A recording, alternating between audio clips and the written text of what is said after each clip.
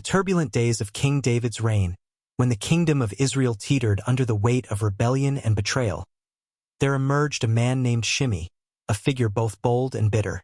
He was a descendant of Saul, the first king of Israel, and his heart burned with resentment toward David, the shepherd-turned-monarch who had taken Saul's throne.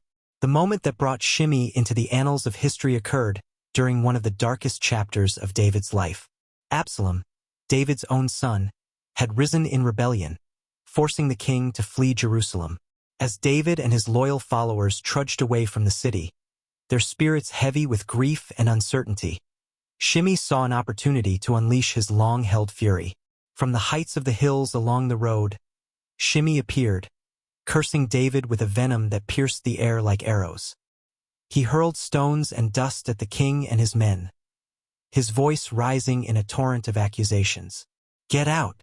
Get out! You man of blood, you scoundrel!" Shimei shouted. "The Lord has repaid you for all the blood you shed in the house of Saul, in whose place you have reigned. The Lord has given the kingdom into the hands of your son Absalom.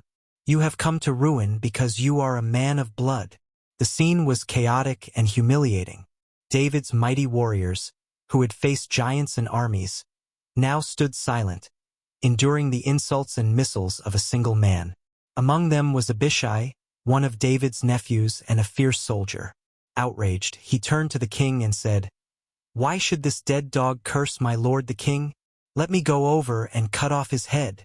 But David, weary and humbled by the weight of his own sins, stopped him. "Leave him alone," the king said. "Let him curse, for the Lord has told him to. Perhaps the Lord will see my misery and repay me with good for the cursing I am receiving today."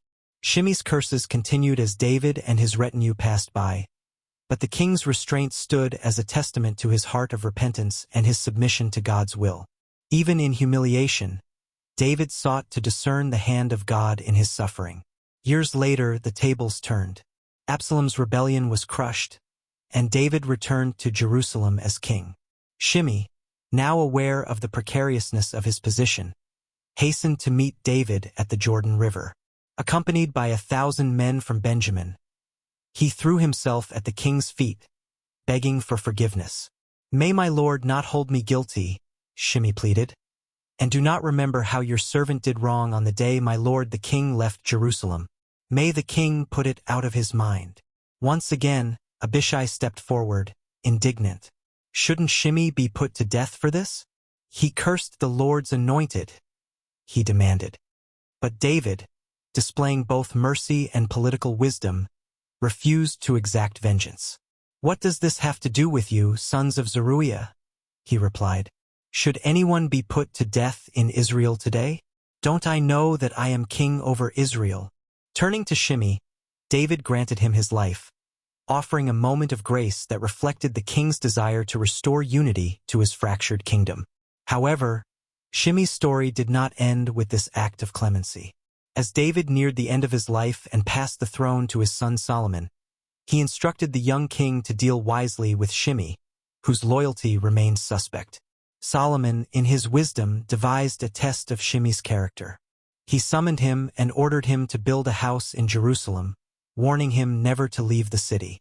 "The day you cross the Kidron Valley, you can be sure you will die," Solomon said. Shimei agreed, swearing to abide by the king's command. For a time, Shimei kept his oath, but after 3 years, 2 of his servants fled to Gath. Driven by anger or arrogance, Shimei pursued them, crossing the Kidron Valley and breaking the terms of his agreement. When Solomon learned of this, he summoned Shimei and declared, "You know in your heart all the wrong you did to my father, David. Now the Lord will repay you for your wrongdoing." With that, Solomon ordered Shimei's execution, bringing an end to his contentious life. Shimei's story is one of pride, bitterness, and the consequences of unchecked resentment. His defiance of David and eventual fate serve as a sobering reminder that even mercy extended by kings is not a shield against the justice of God. Through his life, the narrative of Israel's history is enriched with lessons of humility, repentance, and the ultimate authority of divine judgment.